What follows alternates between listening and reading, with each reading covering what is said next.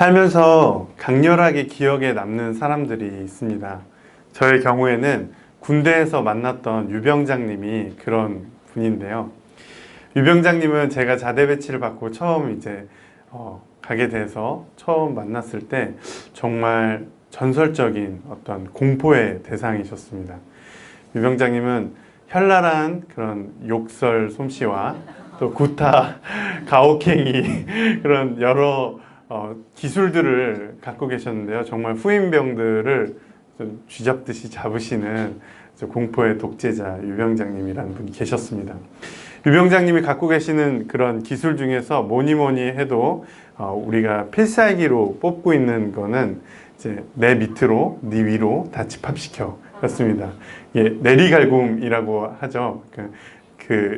이 유병장님과 그 후임 사이에 계급 차이가 크면 클수록 그게 더 큰 충격으로 오는데, 유병장님이 직접 그 혼낼 사람을 혼내는 게 아니라 그 사람보다 높은 선임을 혼내는 거예요. 그럼 그 선임이 또 그 아래 선임을 혼내고 마치 물이 흐르듯이 낙수효과처럼 이제 혼나는 그런 엄청난 필살기를 갖고 계신 유병장님이었습니다. 어느 날 제가 이제 새벽 4시 근무를 나가기 위해서 준비할 때였습니다. 아마 지금은 그런 습관, 이게 악패습이라서 아마 없어졌을 텐데, 제가 군대에 있을 때까지만 해도 그 새벽 근무를 나갈 때 그 같은 시간대 근무자 중에 제일 막내가 선임들을 이제 깨워갖고 근무를 나가게 준비시키는 그런 전통이 있었습니다. 제가 그래서 생활관을 돌면서 선임들을 이제 깨웠고, 맨 마지막에 병장님을 깨워야 되거든요. 조금이라도 더 주무실 수 있게. 그래서 병장님을 조심스럽게 이렇게 깨웠는데, 제가 깨운 그 병장님이 공포의 유 병장님이셨던 겁니다. 유 병장님께서는 세상의 모든 고난과 어떤 아픔, 짜증, 분노를, 미움, 다툼, 시기, 질투를 다 얼굴에 가진 그 얼굴로 저에게 험한 욕을 뱉으시고, 내일 오후에 네 위로, 내 밑으로 다 집합시키라고 그렇게 말씀을 하시는 겁니다. 알고 보니까 제가 깨워야 될 병장님은 유병장님이 아니라 이름이 비슷한 다른 병장님이었는데, 제가 온 지 얼마 안 돼서 이름을 착각해갖고 그 공포의 유병장님을 깨운 것입니다. 그리고 유병장님은 다시 주무시러 들어가시고 저는 근무를 나갔습니다. 저에게 그 5시간의 근무는 마치 50년과 같았습니다. 저는 땀을 뻘뻘 흘리면서 정말 어떻게 해야 되나 주님을 부르짖으면서 그 5시간 동안 그 새벽에 찬바람을 맞으며 기도를 했던 기억이 납니다. 그리고 다시 그 근무가 끝나고 돌아왔을 때 제가 이제 선임들을 깨우려고 준비를 하고 있는데 유병장님께서 저에게 찾아오셨습니다. 집합을 시키지 말라고, 괜찮다고 말씀하시는 겁니다. 알고 보니 그날은 주일이었던 겁니다. 그리고 유병장님께서는 독실한 크리스찬이셨습니다. 독실한 크리스찬이신 유병장님은 주일날에는 욕설을 하고 싶지 않으셨던 겁니다. 거룩한 주일이기 때문이죠. 저는 이런 모습이 단순히 유병장님에게만 보여지는 모습은 아니라고 생각합니다. 많은 그리스도인들이 6일 동안은 그냥저냥, 아니 남들보다 더 못하게 살아가다가도 주일날 하루만큼은 거룩하게, 성결하게, 신실하게 살아가려고 하는 모습을 보이기도 합니다. 이런 모습은 단순히 신앙생활의 모습에서만 드러나는 것은 아닙니다. 우리가 선교를 바라보는 관점에서도 이런 모습들이 드러나는 경우가 있습니다. 제가 신앙생활을 했던, 대학부 생활을 했던 교회에 알고 지내던 친구가 한 명 있습니다. 그 친구는 우리가 아울리치라고 이야기하는 그 단기 선교 프로그램 있잖아요. 그거를 굉장히 사랑하는 친구였습니다. 저희가 이제 농담으로 저 친구는 단기 선교사다 뭐 이렇게 얘기를 하기도 했는데, 여름에만 되면 이 아울리치 시즌만 되면 이 친구는 막 해외를 1년에 2개씩 3개씩 막 가면서 그 선교사님들을 섬기기 위해서 선물을 포장하고 워십을 준비하고 막 노래를 준비하고 정말 열심히 이렇게 아울리치를 준비한 친구였습니다.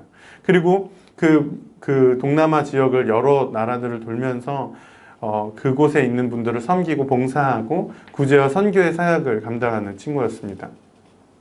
저는 그 친구를 보면서 정말 선교의 불꽃이 그 안에 있구나. 정말 뜨거운 열정을 갖고 선교를 하는 사람이다 라는 그런 어떤 부러움과 또 본받을 점이라고 생각하는 그런 점을 많이 느꼈습니다. 그러던 어느 날 그 친구가 한국에서 이런저런 나눔을 하고 있는데 문득 그런 얘기를 하는 거예요. 자기 동네에 외국인 근로자들이 너무 많아서 좀 치안이 이렇게 불안해졌다, 이런 얘기를 하는 거예요. 그러면서 그 외국인 근로자를 폄하하는 어떤 단어를 사용하며 그 사람들 때문에 동네 전체적으로 분위기가 불안해지고 자기는 밤길 다니면서 그 사람들만 다니면 무서워갖고 집에 빨리 들어간다, 이런 식으로 얘기를 하는 거예요. 그리고 조금 더 정부에서 그 사람들 많이 규제해줘야 될 것 같다. 저는 그런 그의 모습에 너무나도 충격을 받았습니다. 한국에 와 있는 외국인 근로자들과 그가 아울렛을 가서 만나는 외국인 분들은 서로 다른 종류의 사람인 것일까요? 저는 앞서 말씀드린 유병장님이 보여주셨던 모습과 제가 예전에 다니던 교회에서 만난 그 청년 친구가 보여준 모습에서 드러나는 이런 모순들이 한국교회가 갖고 있는 아픔이 아닐까 하는 생각을 해봅니다. 이는 한 개인에 국한되어서 발생하는 일은 아닐 것입니다. 기독교 재단, 기독교 회사, 기독교 단체들, 많은 곳이 예수 그리스도의 이름으로 그 단체를 운영한다고 하지만, 그래서 주일에는 예배를 드리고 주중에는 일하기 전에 기도를 하지만 그 운영이 굉장히 윤리적이지 못하여서 세상에 지탄을 받은 경우가 굉장히 많습니다. 내부에 있는 사람들을 잘 인지하지 못하지만, 그리고 교회를 다니는 사람들은 오히려 잘 모르지만 교회를 다니지 않는 외부에 있는 사람들이 보기에는 그런 모습들이 너무나도 위선적으로 보일 때가 많습니다. 그런 모습들이 한두 사람의 개인적인 일탈이 아니라 많은 사람에게서 지속적으로 발생하는 것이라면 우리는 그 모습들, 그런 행동들 기저에 있는 우리의 생각을 한번 돌아봐야 합니다. 우리가 도대체 어떤 신학을 갖고 있길래 우리의 행동이 그렇게 나오는 것일까를 한번 생각해 봐야 되는 것입니다. 이런 이중적인 모습을 극복할 수 있는 우리의 선교로는 무엇일까요? 이런 모습들을 해결해낼 수 있는 우리의 교회로는 과연 무엇일까요? 본문은 우리에게 어떤 이야기를 하고 있는지 한번 살펴보기를 원합니다. 1장 8절을 다시 한번 읽어보도록 하겠습니다. 그러나 성령이 너희에게 내리시면 너희는 능력을 받고 예루살렘과 온 유대와 사마리아에서 그리고 마침내 땅끝에까지 이르러 내 증인이 될 것이다. 오늘의 본문은 너무나도 유명하고 익숙하게 많이 들어본 예수님의 말씀입니다. 예수님께서는 부활하시고 40일 동안 제자들과 함께 가르침을 주시면서 함께 하시면서 함께하는 시간을 보내시고 하나님의 우편으로 들어 올리셨습니다. 예수님께서 승천하시기 직전에 하셨던 이 말씀은 이 자체로 굉장히 중요한 선교의 명령이며 교회를 형성하는 그런 근본이 되는 말씀으로 많은 교회들이 사용하곤 하였습니다. 하지만 저는 오늘의 이 말씀을 새로운 눈으로 한번 다시 읽기를 원합니다. 저는 그동안 본문을 통해 만들어갔던 교회들의 모습을 한번 되짚어보고 그 교회들이 어떤 것에 집중하여서 이 말씀을 해석해서 교회를 만들어갔는지를 살펴볼 것입니다. 그리고 우리는 과연 무엇에 비중을 두어서 이 말씀을, 그리고 우리의 교회를, 우리의 선교를 만들어가야 할지를 한번 이야기해보고자 합니다. 이 말씀을 통해서 이루어가는 교회들의 모습은 저는 크게 두 가지라고 생각합니다. 첫 번째는 능력을 받는다라는 부분에 집중한 교회의 형태입니다. 많은 한국 교회들이 실제로는 교단이 다 다르지만 비슷한 예배 형태를 보여주는 경우들이 있습니다. 우리가 흔히 이제 순복음 계열이라고 이야기를 하는 오순절파의 형태를 갖고 있는 예배의 모습을 한국 교회들은 많이 보여줍니다.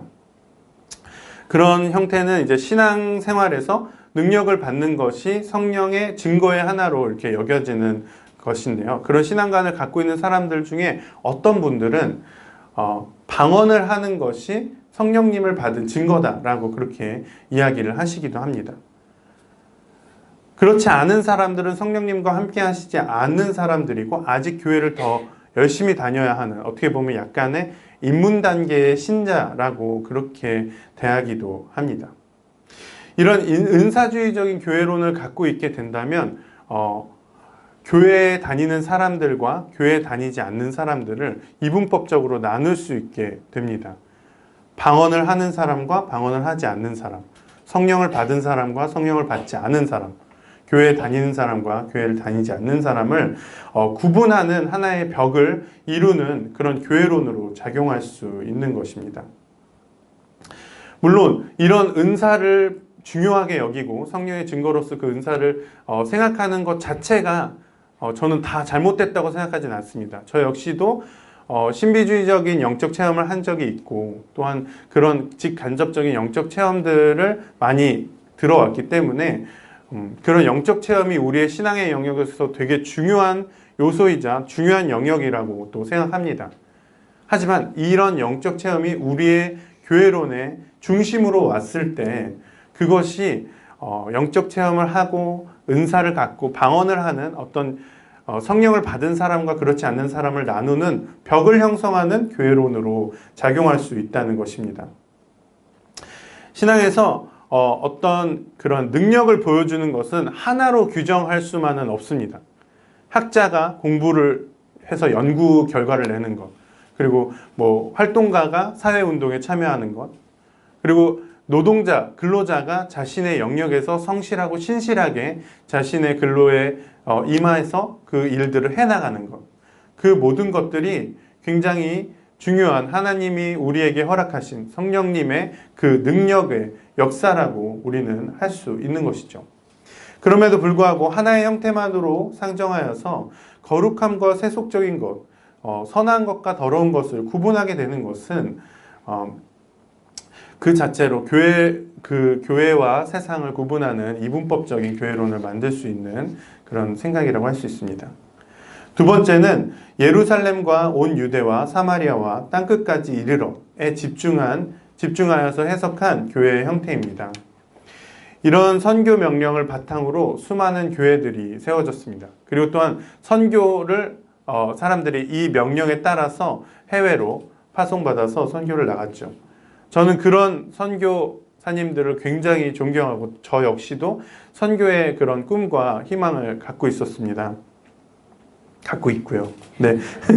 그리고 그런 일생을 바쳐서 선교에 나가는 모든 분들의 마음에 뜨거운 그 선교의 열정이 정말 하나님께서 허락하신 너무나도 귀한 은사라고 생각합니다.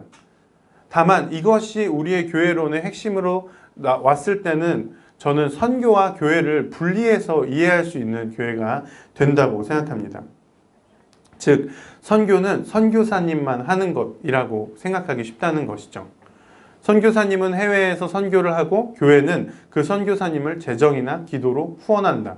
이게 여태까지 우리가 선교를 인식하고 선교에 대해서 갖고 있던 생각이지 않습니까?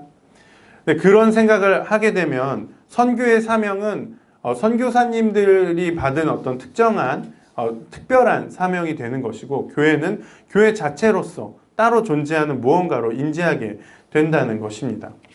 하지만 오늘 말씀을 통해서 주께서 우리에게 주시는 메시지는 예수의 제자된 삶을 살아가겠노라 결단한 모든 사람들, 예수님을 따라가는 모든 사람들이 바로 들어야 하는 그런 메시지입니다.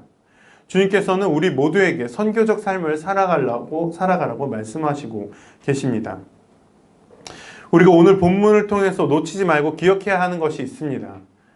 성령을 받았을 때 능력을 받는 것, 그리고 온 유대와 사마리아와 땅끝까지 가는 것의 목적이 무엇이냐? 그 목적은 바로 증인이 되는 것입니다. 예수님께서는 성령이 임하셨을 때 능력을 받고 땅끝으로 가서 우리들에게 증인이 되기를 요구하시고 계십니다. 우리는 하나님의 유일한 아들이신 예수 그리스도의 증인이 되어야 합니다. 주님께서 죄인된 우리들을 구원하시기 위해서 자신을 낮추시고 성육신하셔서 이 땅에 오셨습니다. 그리고 우리의 죄를 대신하여 십자가에 못 박혀 죽으셨죠. 그리고 그는 죽은 자 가운데서 사흘 만에 다시 부활하시고 하늘에 오르셔서 다시 우리를 심판하시기 위해 내려오실 것입니다. 우리는 이 사실에 대한 증인이 되어야 하는 것입니다. 그렇다면 우리는 어떻게 증인이 되어야 할까요? 그렇습니다. 복음을 전해야 합니다. 선교해야 합니다. 하지만 말로만 복음을 전하는 것이 아닙니다. 위에서 아래로 빵을 던져주듯이 그렇게 복음을 전하는 것이 아닙니다. 그리스도인들이 복음을 외치고 사랑을 외치고 하나님을 외치지만 그들의 삶이 따라가지 않을 때, 그들이 그저 세상의 애물단지가 되거나 세상의 걱정거리가 되거나 이입집단처럼 행동한다고 여겨질 때 그들이 외쳤던 그 복음, 그 사랑은 아무런 힘을 발휘할 수 없습니다. 그 말이 힘을 발휘하기 위해서는 우리의 삶이 바로 선교적인 삶, 그리스도인의 삶이 되어야 하는 것입니다. 세상과 함께 발맞추어 나아가야 합니다. 벽을 허물어야 합니다. 설교를 시작하면서 제가 들었던 예에서 이야기한 그리스도인의 이중적인 모습을 오늘 한번 기억해 보기를 원합니다. 주일은 거룩하게 지키지만 6일 동안 그렇게 살지 못하는 모습. 또 선교사님만 선교를 하고 선교와 교회가 분리되어서 교회는 선교에 관심이 없는 그런 모습. 우리가 삶에서 만나는 그 약자들은 외면하지만 우리가 행사로서 진행하는 그런 봉사들은 열심히 참여하는 모습들. 그런 모습들을 극복하기 위해서 우리는 모두 세상에 파송받은 선교사가 되어야 되는 것입니다. 요한복음 3장 16절을 보면 하나님께서 세상을 이처럼 사랑하사 독생자를 주셨으니 이는 그를 믿는 자마다 멸망하지 않고 영생을 얻게 하려 함이니라 라고 나와 있습니다. 하나님께서는 세상을 사랑해서 그의 외아들을 주셨습니다. 그리스도인들을 사랑해서, 교회를 사랑해서, 유대인을 사랑해서도 아닌 세상을 사랑해서 그 외아들을 주신 것입니다. 예수님께서는 세상으로 나아가셨는데 우리들은 교회에 모여서 우리들끼리 세상으로 나아가지 않으려 하고 세상은 더럽다, 세상은 세속적이다, 악하다 라고만 외치고 있다면 그것은 그 자체로 성과 속을 구분하는 벽을 세우는 교회가 되는 것입니다. 혹시라도 제가 행위로 구원을 얻을 수 있다고 이야기를 한다던가 복음을 선포하는 것 자체가 되게 옳지 않다, 그것을 가볍게 여기는 그런 말을 한다고 오해하시지 않으시기 바랍니다. 우리들의 삶에서 하나님의 사랑과 그리스도의 복음을 드러내는 것, 그것과 복음을 선포하는 것이 함께 통합되어서 균형을 이뤄가야 한다고 이야기를 하는 것입니다.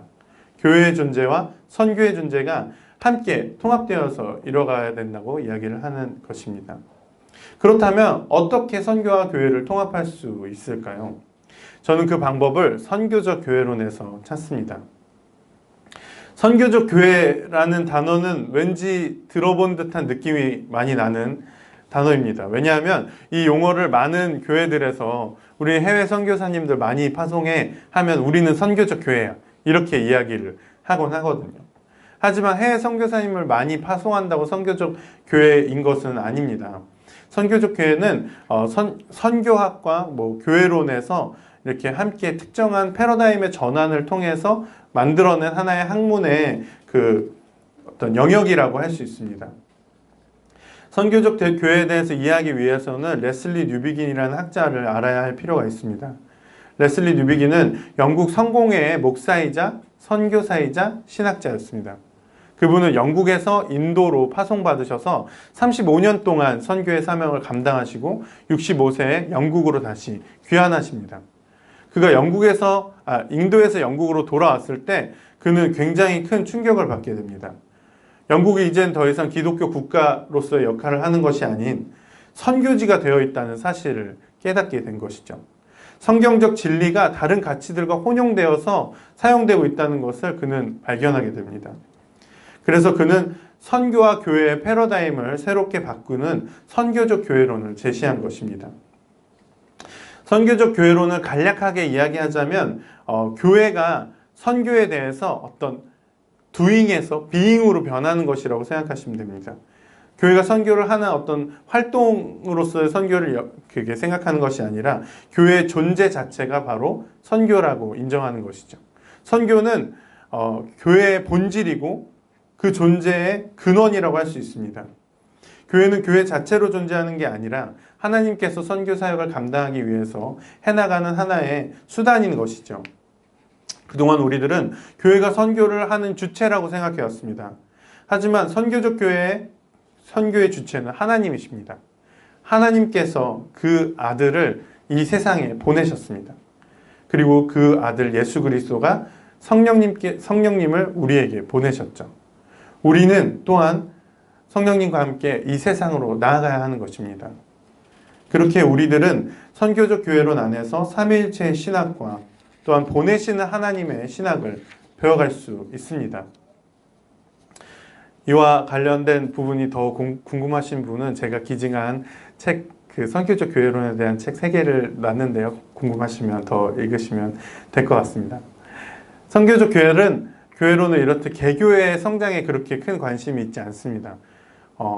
하나의 교회에 70만 명의 사람들이 모인다고 해서 그 교회가 어떤 선교적 교회라고 이야기할 수 있는 것은 아닙니다. 하나님의 나라, 하나님의 통치, 하나님의 복음이 선포되고 그것이 회복되는 그 공교회의 회복이 바로 선교적 교회의 주된 관심사라고 할 수 있습니다. 따라서 선교적 교회는 다양한 형태로 존재할 수 있습니다. 지역사회와 대화하려고 하고 지역사회에 발맞춰 가려고 하기 때문에 지역사회를 그저 선교의 대상, 어떤 전도의 대상으로만 보지 않고 동역과 함께 나아가는 대상으로 바라봅니다.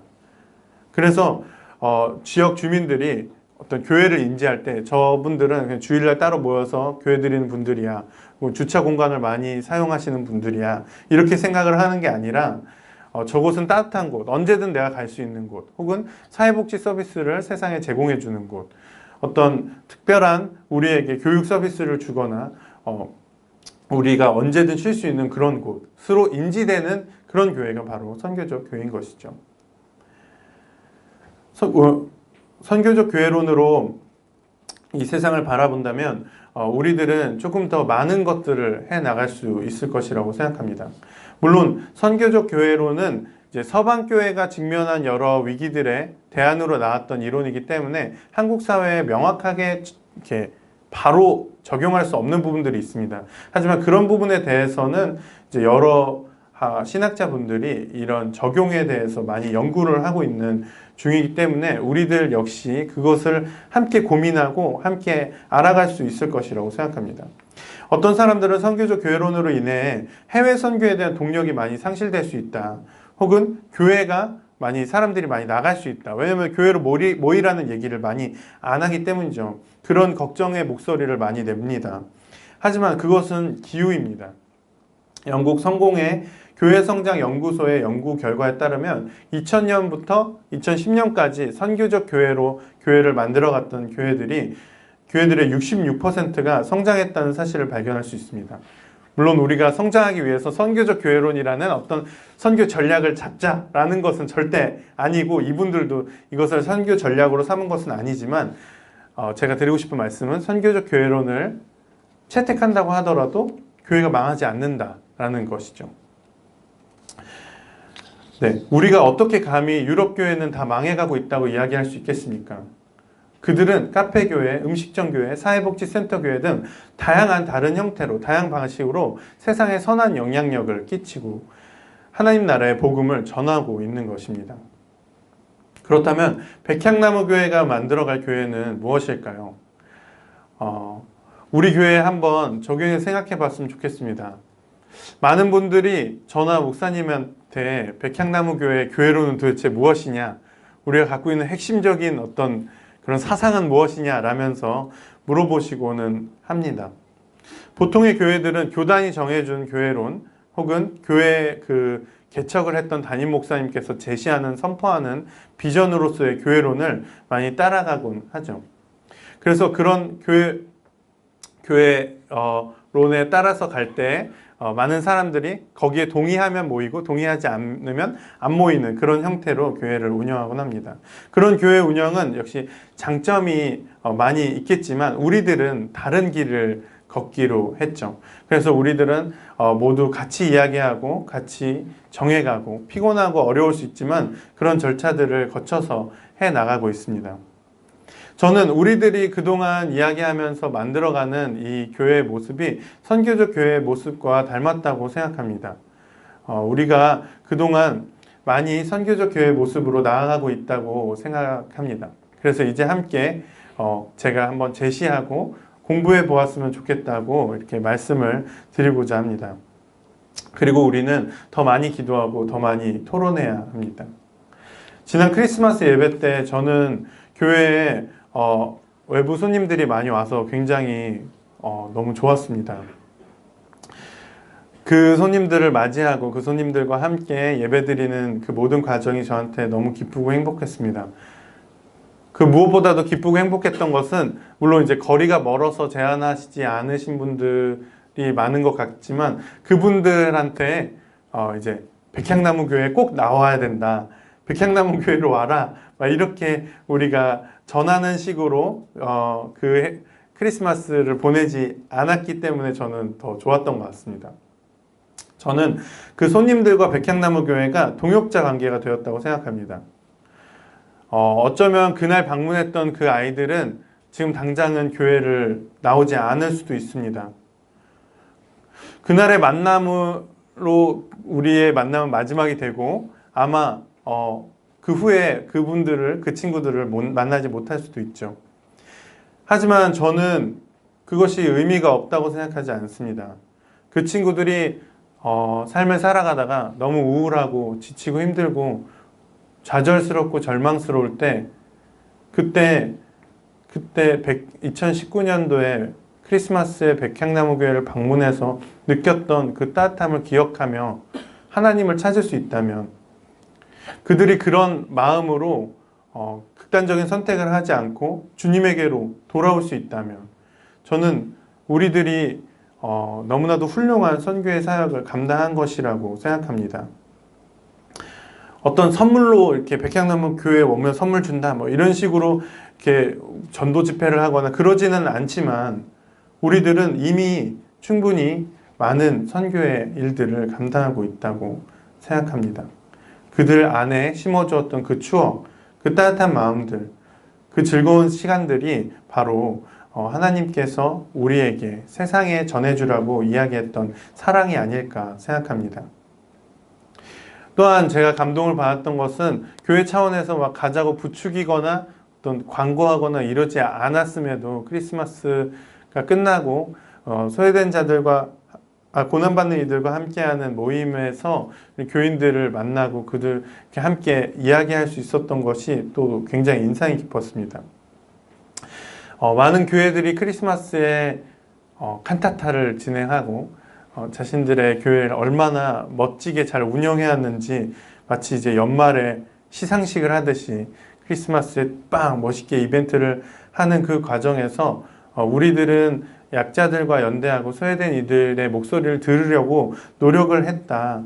그리고 또한 지역사회와 사회복지와 함께 동역하려고 했다라는 것 자체가 너무나도 큰 의미가 있다고 생각합니다. 누군가는 우리 교회의 이런 사역들을 보면서 어리석고 느리고 바보 같다고 이야기할지도 모릅니다. 하지만 저는 그런 바보 같은 길을 한번 우리가 걸어가 보았으면 좋겠습니다. 때로는 느리게 느껴질지도 모르지만 여러 우여곡절과 사건 사고들이 있을지도 모르지만 조금씩 우리가 포기하지 않고 희망을 가지면서 나아갔으면 좋겠습니다. 그래서 모두가 성장을 외치고 모두가 큰 건물과 화려한 교회 깃발 아래 사람들을 모으려고 할 때 우리들은 지역사회에 발맞추어 가고 사회에 우리가 어떤 기여를 할 수 있을까를 고민해 보았으면 좋겠습니다. 모두가 주류가 되려고 할 때 우리는 변방으로 나아갔으면 좋겠습니다. 모두가 높아지려고 할 때 우리는 낮아지려고 했으면 좋겠습니다. 예수 그리스도가 명령하신 그 선교의 사명을 품고 우리 모두가 선교의 사명을 감당하는 한 사람 한 사람이 되었으면 좋겠습니다. 우리 함께 선교적 교회를 만들어가는 백향나무 교회가 되었으면 좋겠습니다. 기도하겠습니다.